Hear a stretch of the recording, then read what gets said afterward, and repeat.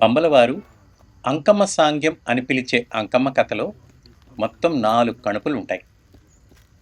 వాటిలో మొదటిదైన అంకమ్మ పుట్టుక అనే కణుపును ఇదివరకే విన్నారు మీరు. వట్టి భక్తితో విని దండం పెట్టుకుని వదిలేయవలసినది కాదు ఈ కణుపు. చాలా లోతుగా అరసి చూడవలసినది. సుమారు 3 లక్షల ఏళ్ల కిందట హోమోసాపియన్ అనే మనిషి నడకలు మొదలైనాయి. 3 లక్షల ఏళ్ల తన నడకలో దాదాపు 2,90,000 ఏళ్ళు తిండిని వెతుక్కుంటూ తిరుగుతూ ఉండే మనిషి 10,000 ఏళ్ల కిందటనే తనకు తానుగా పంటలను పండించుకొనడం, గొడ్డుగోదలను పెంచుకొనడం మొదలుపెట్టే. అప్పుడే ఊర్లు ఏర్పడటము మొదలైంది. దిగుబడులు ఎక్కువై పంట నిల్వలు పెరిగినాక ఆ నిలువను దగ్గరున్న మరొక ఊరి వారికో, దూరానున్న మరొక తావు వారికో ఇచ్చి మారుగా తమ దగ్గర లేనివి అక్కడి నుండి పుచ్చుకునే కవరం కూడా మొదలైంది. గుంపు పెరిగింది, ఊర్లు పెద్దవైనాయి, తిండిని వెతుకుతూ తిరిగే తిప్పలు తగ్గి బతుకులో ఎంతో కొంత నెమ్మది దొరికింది. అప్పటి వరకు తమ బతుకులో తమను చుట్టుముట్టి ఉండిన కొండాకోన, వాగు వంక, మట్టి గుట్ట వంటి వాటిని గురించే మనిషి తలపోసే. కుదురు సాగు మట్టుకు చేరుకున్న గుంపులో లోతైన తలపోతలు మొదలైనాయి. ఎల్లది పుట్టుక గురించి కూడా తలపులు సాగినాయి. గుంపులో మగువ పెత్తనం తగ్గి మగవాడి పెత్తనం పెరగక ముందే, మతాలు పుట్టక ముందే ఈ నేల మీద ఎల్లది అంటే విశ్వం పుట్టుక గురించిన తలపులు మొదలైనాయి. లోకంలో మతాలు ఏవి పుట్టని కాలం నాటిది ఋగ్వేదం. దాదాపు 3,500 నుండి 4,000 ఏళ్ల పాతదది. ఋగ్వేద 10వ మండలంలోని నాసదీయ సూక్తం ఈ ఎల్లది పుట్టుక గురించి లోతుగా మాట్లాడుతుంది. ఋగ్వేద కాలం నాటికే భారతదేశంలో హరప్పా వంటి నగరాలు ఏర్పడి ఉన్నాయి. అంత ఎదిగిన గుంపులో నుండి ఇంత లోతైన తలపులు పుట్టగలవు. అంటే నాసదీయ సూక్తానికి కూడా తల్లివేరు వంటి తలపు అప్పటికే ఆ నగరాలలో పుట్టి ఉండాలి. అందుకు తగిన ఆనవాళ్లను వెతకాలంటే ఈ దేశంలో తెలుగు నుడి ఒక్కటే పెద్ద వనరు. ఈ దేశ తొలి బతుకులలో ముఖ్యమైన వారు తెలుగు మాలవారు, మాదిగవారు. ఈ లోకంలో తొలుత కుదురు సాగుకు చేరుకున్న కొద్ది గుంపులలో వీరు చాలా ముఖ్యమైన వారు. తిండిని వెతుక్కునే మట్టులో అయినా, కుదురు సాగు మట్టులో అయినా గుంపును నడిపింది మగువలే. అందుకే ఎల్లది పుట్టుక కూడా మగువ వల్లనే జరిగిందని తొలి మనిషి తలచే. అందుకే తెలుగులోని అంకమ్మ, ఎల్లమ్మ, గంగమ్మ, చౌడమ్మ వంటి తెలుగు బడుగుల కథలలో ఎల్లది పుట్టుక మగువ వల్లనే జరిగిందని ఉంటుంది. అట్లా తొలి గుంపులో మొదలైన ఎల్లది గురించిన తలపోతే ఆ పిమ్మట నాసదీయంగా ఎదిగి కనబడుతున్నది. మతాలు పుట్టినాక ఈ తలపోత నుండే తమ మత వేలుపులను పుట్టించినారు మత పెద్దలు. మగవాడి పెత్తనం పెరిగినాకనే మతాలు పుట్టినాయి కాబట్టి అన్ని మతాలలోనూ మగవేలుపు వల్లనే ఎల్లది పుట్టుక అని ఉంటుంది. ఏతావాత తేలేదేమిటంటే ఎల్లది పుట్టుక గురించిన తలపోత కుదురు సాగుకు చేరుకున్నాకనే మొదలవుతుంది. ఆ తొలి తలపుకు చెందిన ఆనవాళ్లు తెలుగు గుంపులోని మాలమాదిగ కులాల వారిలో అమ్మ కథలుగా కొనసాగుతూ కనబడుతున్నాయి. ఆ తొలి తలుపులే అటు పిమ్మట నాసదీయ సూక్తం వంటి లోతైన తలపుకు వేర్లైనై. అటు వెనక అవే మతాల పొత్తాలలోకి మగపెత్తనపు తలపులతో ఎక్కి ఉన్నాయి. దానం అంకయ్య గారు చెప్పే అంకమ్మ సాంగ్యంలోని అంకమ్మ పుట్టుకను లోతుగా చూసినప్పుడు ఇదంతా తేటతెల్లం అవుతుంది. రెండవ కణుపు నుండి చరిత్ర మొదలవుతుంది. 11వ నూరేడులో ఏలుబడి సాగించిన చాళుక్య దొరల మెలన కనబడుతుంది ఇందులో.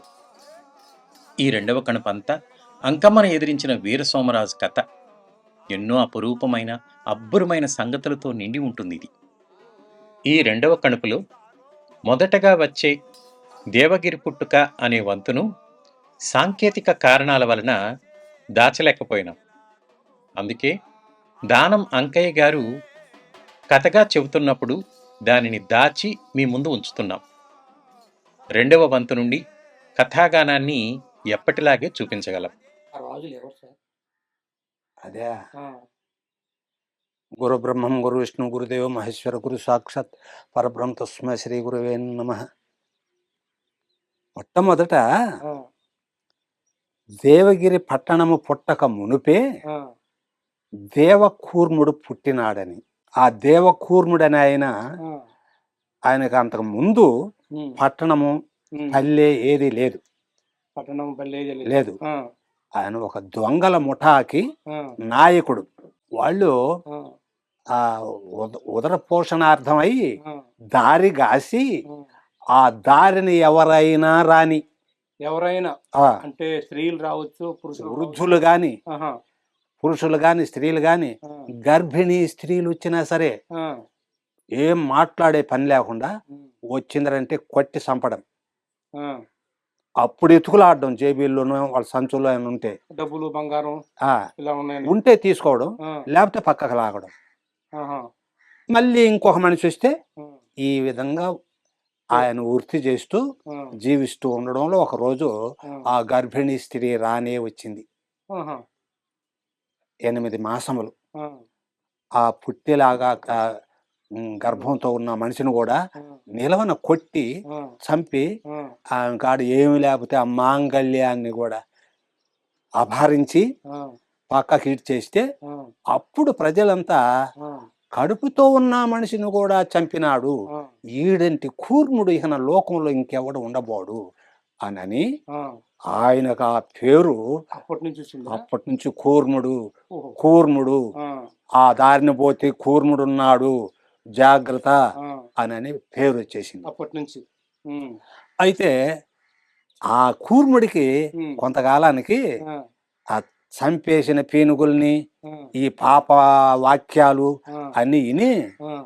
పొట్ట కోసరం మనుషుల్ని చంపడం ఏంది, ఆ! ఇది మంచి పని కాదని ఆలోచించి హ్మ్.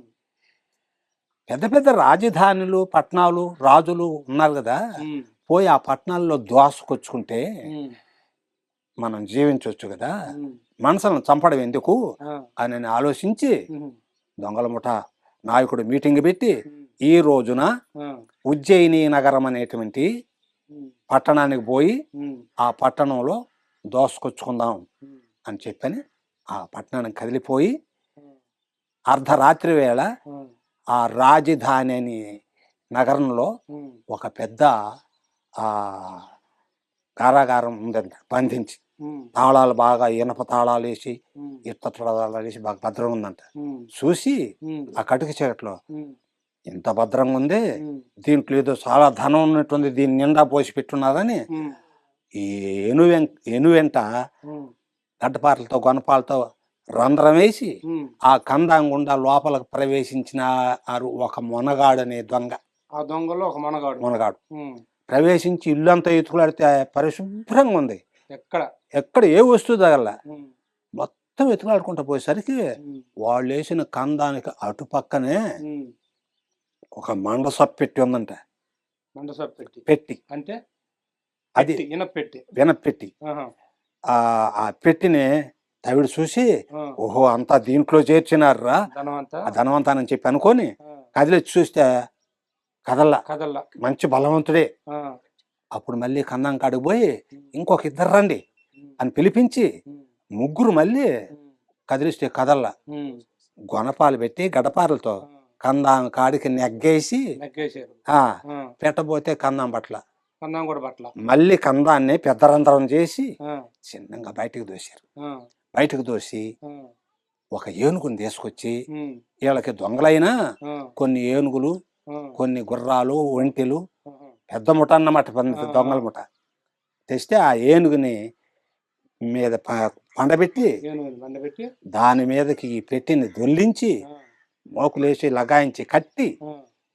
దాన్ని పొడిచి లేవదీశారు ఏనుగుని. సోలాలతో. హ్మ్. అది లేచింది హ్మ్. గేంకలు పెడతా హ్మ్. లేచి ఊర్లో సగం దూరం వచ్చి హ్మ్. ముందరకు పడి హ్మ్. అది చచ్చిపోయింది. ఏనుగా. ఆ హ్మ్. చచ్చిపోతే హ్మ్. వెంటనే ఆ! ఏనుగంట్రా బరువు మొయ్యాలంటేను హ్మ్.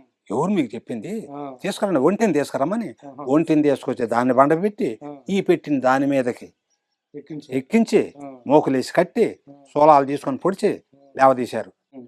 గట్టి నేలలో మోకాళ్ళ కాడికి బురదలో జ్వరబడ్డట్టు జ్వరబడుతుందంట. ఒంటి కాలు ఒంటి కాళ్ళు ఆ, అంత బరువు ఉందన్నమాట. ఆ, ఊరు ఎలపటకు దాటి ఉమ్, కాసంత దూరం పోయి ఉమ్, అది కూడా ముందుకు పడి ఉమ్, రక్తం కక్కి ఉమ్, కాళ్ళు చేతులకు తన్నుకొని ఉమ్, అది అక్కడ చచ్చిపోయింది. ఉమ్, అప్పుడు ఆలోచించి ఉమ్, ఇక నా గుర్రాలు అయ్యింది మోస్తాయి, ఉమ్, ఏనుగులు చచ్చినాయి, ఉమ్, ఒంటెలు చచ్చినాయి, ఆ, దీన్ని పగలగొట్టి ఉమ్, మనం 12 మంది ఉన్నాం, ఆ, 12 మంది కొంత ధనం గుర్రాల మీద వేసుకొని పోదామని ఆ, ఆయన గడపారలు తీసుకొని ఆ, దాన్ని పొడస్తుంటే ఆ పెట్టిన ఎనపెట్టిని. ఆ, ఎప్పుడైతే దాన్ని గడపార తీసుకొని పొడిచారో పెట్టిని, ఆ, వీళ్ళకి నేత్రాలు శూన్యం అయిపోయింది. వీళ్ళకి 12 మందికి ఎందువల్ల ఆ పెట్టిలో ఉన్నది ధనం కాదు, ఇంకేముంది స్వామి ఆ బట్టి విక్రమాదీశులు కొలుస్తున్నారే ఆ, మహంకాళి, ఆ, ఆ మహంకాళి విగ్రహం మాత్రమే ఉంది.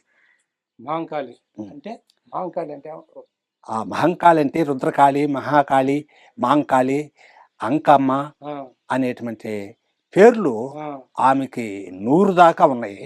ఆహా, కాబట్టి ఆ, అప్పుడు వాళ్ళందరూ కళ్ళు పోయినాయి. ఆ, కళ్ళు పోయి ఎక్కడుండో రంగయ్య ఎక్కడుండో ప్రసాద అని చెప్పి అనుకుంటుంటారు, కానీ కళ్ళు అవ్వపడలే. ఓపల్ల ఆ, ఆ, అప్పుడు వాళ్ళలో ఆ, ఒక ఆయనకి ఆ, అమ్మవారు ఉపగ్రహం పెరిగి ఆ, వాళ్ళ మీదకి ఆ, ప్రత్యక్షమై ఆ, అరిసి, రే మిమ్మల్ని మసి చేస్తానురా, ఆ, అమ్మా నువ్వు ఎవరు మాకు తెలియకపోయా, మా కళ్ళు పోయినాను, ఆ, నన్ను ఎవరు అనుకుంటుండ్రా, ఆ, నేను బట్టి విక్రమాదీశులు కొలిచేటువంటి మహాంకాళిని. ఆ, ఆ, అయితే అమ్మా మేము ధనం ఉందని ఆశపడి తీసుకొచ్చాం, ఉం, మాది అపరాధాన్ని మన్నించు, ఉం, మాకు కానీ చూపిస్తే ఉం, నిన్ను తీసుకుపోయి ఎప్పటికాడిని చేరస్తాను తల్లి ఆ, అనుకున్నారు. ఉం, అందుకు ఆ తల్లి ఉం, ఒక ఆయనకు ఉగ్రహం వచ్చింది కదా, ఆ, ఏయ్ నా పీఠాసనాన్ని ఎంగిలి పరిచినారు, ఆ, కదిలించినారు, ఆ, ఇక నా చోటక నేను ఏగను, ఆ, అయితే ఎట్లమ్మా, ఆ, మీరే తీసుకొని పోయి ఉం, నన్ను మీరు కొలుచుకోండి, మీకు కొంగు బంగారం అయ్యి ఉం, మీకు ఆ, అధికంగా ఉం, ధనధాన్యాలని అభివృద్ధి చేసి ఉం, నీకు ఒక పట్నంగా మీరే ప్రభువుల కాగలరు ఉం, అని చెప్పని ఆ ఉగ్రం వచ్చిన మనిషి పడిపోయినాడు. ఉం, వీళ్ళ కళ్ళు వచ్చినాయి. ఉం, ఆమెను వాళ్ళని లేవదీసి చూస్తే, అయితే అయ్యా ఇంకెందుకు ఎత్తుకొని పోదాం, ఇక మళ్ళీ ఎండబడేటట్టుగా ఉంది, ఉం, సూర్యోదయం అయ్యేటట్టుగా ఉంది, ఉం, ఎత్తుకుపోదాం అని చెప్పని ప్రయత్నించి పోయి పెట్టి రండి అందరూ ఎత్తుకుందాం రండి అని చెప్పానని పెట్టి కాడకు పోయి పెట్టికాడికి పోయి ఆ, చూస్తే ఊరక గాలి కట్టు తూకుతుంది. పెట్టి ఆ ఆహా, ఏం బరువు లేదు, ఆ, సులువుగా సులక సూచనగా ఆ, పైకి లేస్తుంది. ఆ.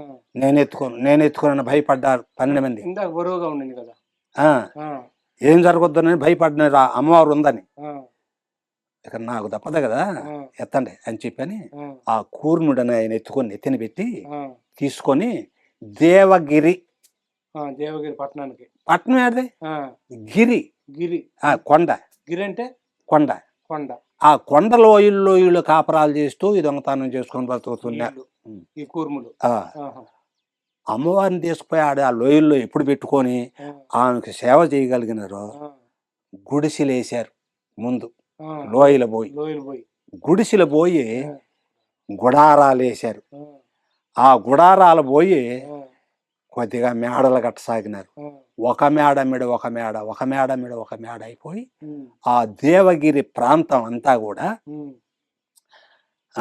పట్టణం అయ్యి ఉం, 12 ఆమడ పట్టణం అయ్యి ఉం, వాళ్ళే ప్రభువులయ్యి ఉం, చేశారు. ఉం, ఆ దేవకూర్మునికి దేవాక దేవరుద్రుడు, దేవాక దేవరుద్రునికి భార్య రుద్రావళి గంగ, ఉం, ఆ రుద్రావళి గంగ గర్భవాసమునందు ఉం, జలప్రావణ మహారాజు, ఉం, ఆ జలప్రావణ మహారాజు భార్య జలప్రావణ గంగ, ఉం, అది దేవగిరి ఉం, పుట్టుక